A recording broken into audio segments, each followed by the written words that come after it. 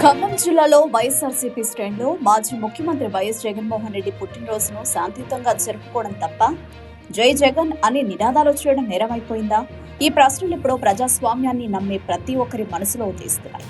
ఇటీవల ఖమ్మంలో జరిగిన ఘటనలు ఆందోళన కలిగిస్తున్నాయి. పుట్టినరోజు సందర్భంగా అభిమానులు, పార్టీ కార్యకర్తలు కేక్ కట్ చేయడం, శుభాకాంక్షలు చెప్పడం, నినాదాలు చేయడం వంటి సాధారణ కార్యక్రమాలకే కేసులు నమోదు చేసి అరెస్టులు చేయడం ఏమాత్రం సమంజసం కాదని విమర్శలు వెలువెత్తుతున్నాయి.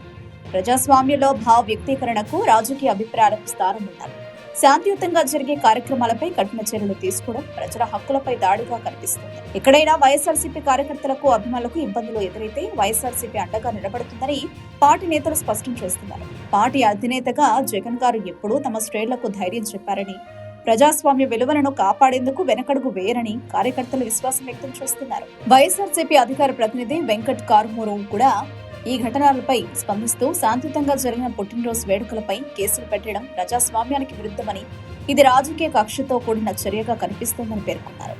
ప్రజల గొంతులు అణిచే ప్రయత్నాలు ఎంతవరకు సమంజసం అన్న ప్రశ్నకు సమాధానం చెప్పాల్సిన బాధ్యత అధికారులపై ఉందన్నారు.